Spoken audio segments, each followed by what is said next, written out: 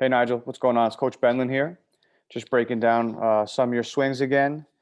And I want to give you some drills and show a couple of videos that you could work on your own before we get into the next series of sessions. I also translated my notes into a document that I could send over to you. Um, I'll bring that up right now. So I'll walk through some of the concepts that I'm looking at with a lot of the terminology. It's very wordy, but it's some of the things that we talk about in our hitting sessions, and some of it should seem familiar. But I figure if you look at it, it'll help you to kind of get familiar with the language. And then I'll show you what I mean looking at some of the swings again that we have recorded, along with some YouTube videos and some things from Twitter.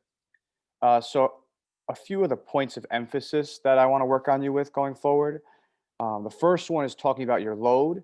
We want to make sure that we're building in our lower half throughout our load before our foot comes down and we get ready to hit.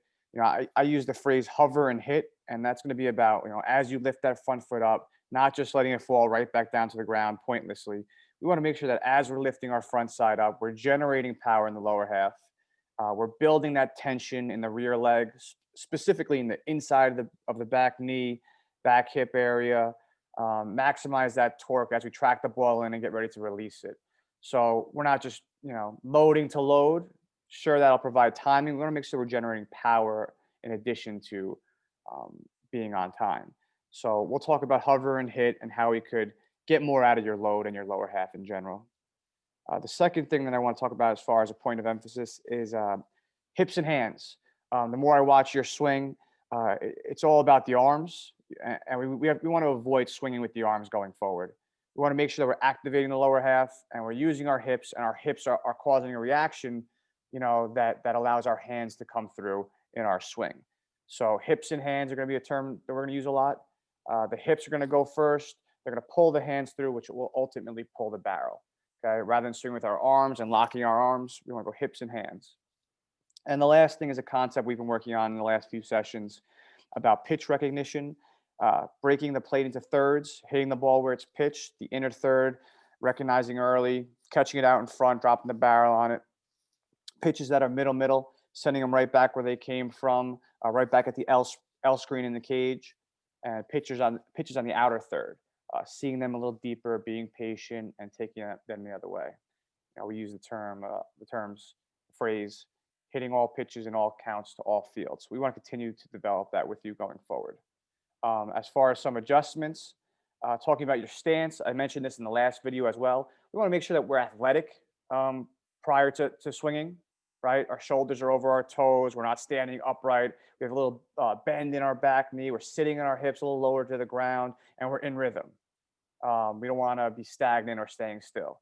We talked about the analogy of the race car driver with his foot on the pedal, waiting for the light to turn green, revving the engine, ready to go. As soon as that goes green, you're ready to go. We don't want to be sitting there upright, making sure that we're an athletic and staying active in rhythm. The second adjustment talks about hand path, right? Specifically the bottom hand. And I'll show you a video about the Frisbee drill. I mentioned the Frisbee a lot, talking about the path of the bottom hand.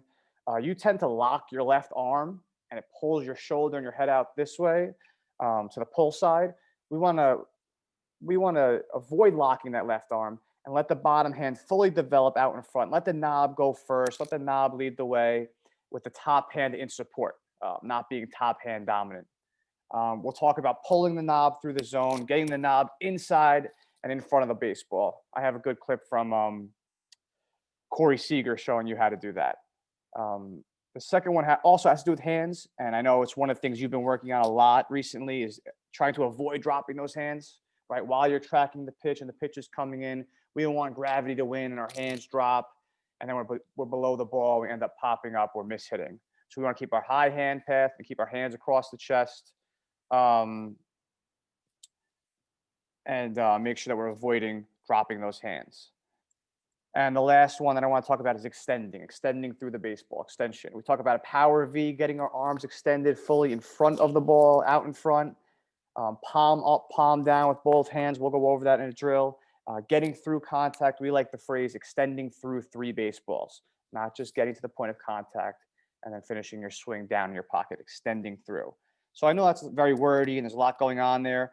I'll show you some of the swings now, and we'll take a look at them again. But this language should carry over into our next sessions, so you're more familiar with it going forward. Let me pull up some of the swings here.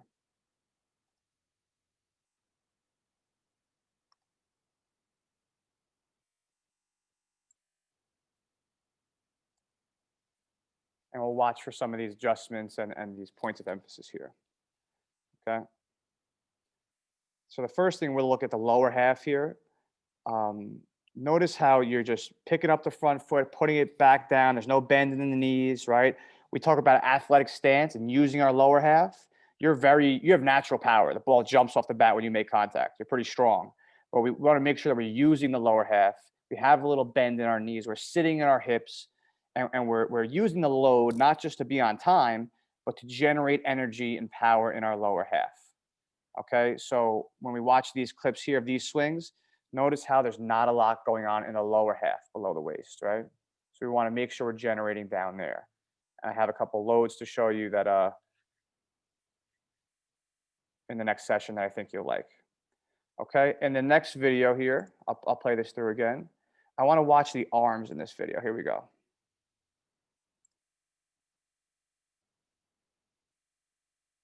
We talk about hips and hands, avoiding swinging with the arms. Watch how this left arm, this lead arm, is going to lock when it gets over the plate. And right there's an example of it taking your shoulder and throwing you off. We want to make sure that it's not locking, that your hands are getting in front of the ball, that the knob is going forward in front of the ball and leading the way with the bottom hand. And once again, I have a drill. I have something on YouTube I could show you.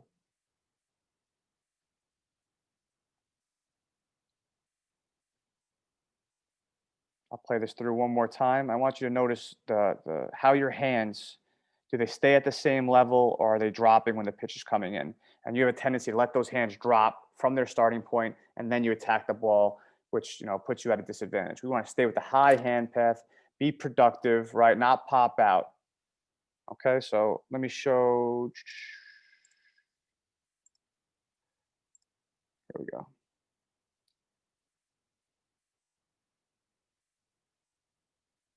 Okay. Move this over here.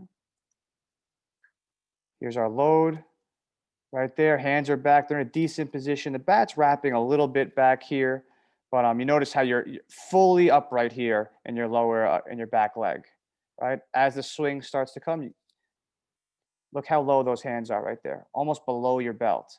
We want to make sure that our hands are above the baseball. We're looking for something to hit below our hands, not the other way around. So if I draw on the screen quick,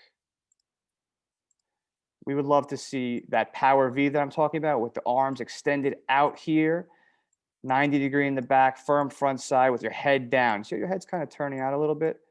That's what we're looking for in the swing. And I'll show you a MLB example in a second that illustrates that.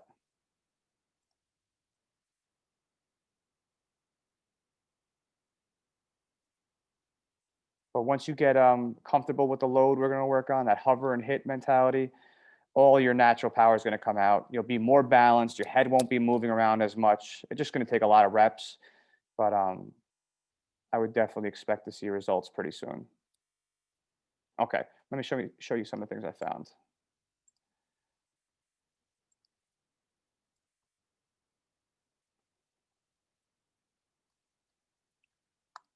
I want to show you one of the baseball swing, slow motion pro swings. I showed you George Springer last time. I wanted to show you Manny Machado here. He does a bunch of things that I think we could learn from if we model him here.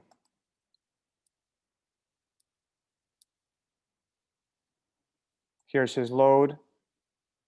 So similar to yours, where he's not really lifting it up that high. He's kind of picking it up and putting it down, right?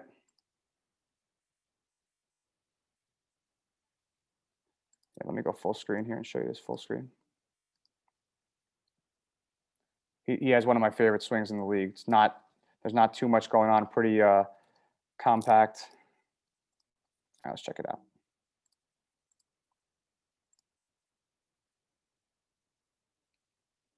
Hands are back. Here come the hips, pulling the hands, the extension out in front. Beautiful swing.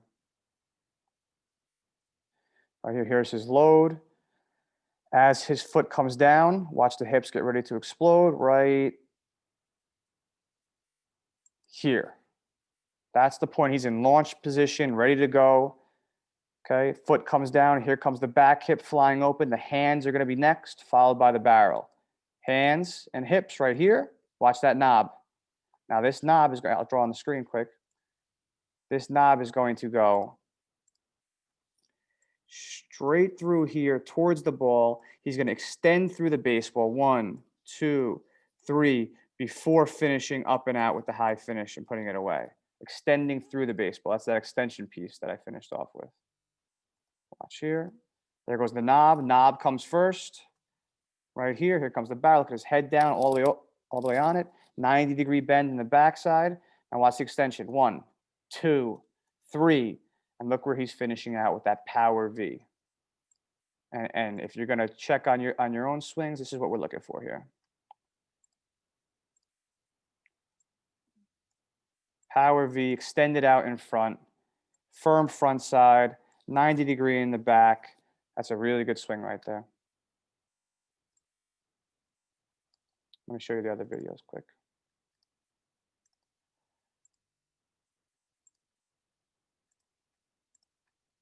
So I have a couple drills and a couple clips to show you.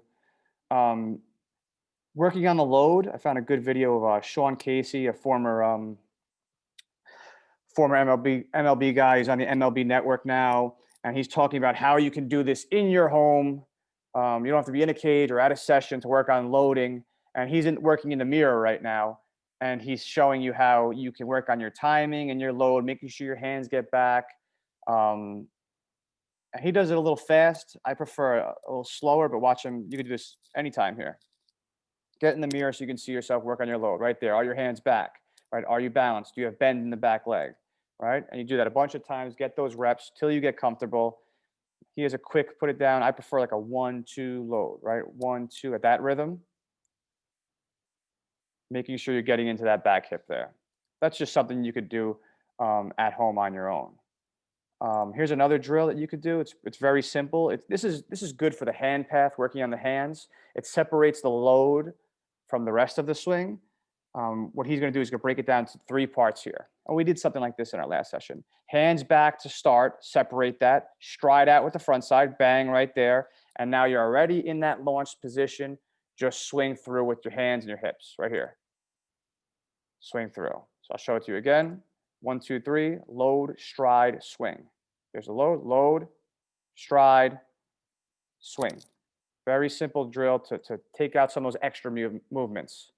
One more time here. Load, stride, hands back, and then swing through the ball. Very simple, definitely going to help you. 2 more things talking about hand path here. One, you hear me say throw the Frisbee a lot with the bottom hand. And what that means is this is going to be the path of the bottom hand. You tend to lock that lead arm over the plate. I want to make sure that you're throwing it out in front like you're throwing a Frisbee. And here's a side angle here to show you. And this is what it looks like. They'll break it down in slow motion. Here's your load, hands are back. Pull the knob through, get to that point of contact, and then extend through it. They'll break it down 1, 2, 3. Here's where it should be in the load, back a little more. Bring it to contact right there over the plate. Once you get to contact, get through contact right here, extend through those 3 baseballs. And that's your path to the bottom hand. So when you hear us say throw the Frisbee, we talk about that bottom hand path, getting it out in front and leading the way with the knob. Here's an example of a clip of the knob. This is Corey Seager, World Series MVP. And it's a great shot of him just getting that knob out in front, pulling the knob with that bottom hand, letting it get out in front, extending through the baseball, and not locking that lead arm. Something we'll work on. So I know I'm giving you a lot, and I'll send this over to you so you can kind of look at it yourself. But just to review, we want to get more out of your load, generate more power, more balance, not be in a rush, right? Take our time, get on time, and generate power. Hips and hands, we don't want to swing with our arms anymore like Little League. We want to make sure our hips are pulling our hands through. Continue to work on pitch recognition, breaking the plate down into thirds, hitting all pitches and all counts to all fields. Staying athletic in our stance, pulling that knob through with the bottom hand, getting it out there, keeping the hands up, avoiding dropping the hands, and then finishing with the power V, extending through the baseball. Um, if you have any questions about this, please feel free to email me. I have this in my notes to work out with you next session, and we'll go over the same terminology, and we'll keep working, and we'll enjoy the process. Look forward to seeing you at the next session. Thank you. Please email me with any questions.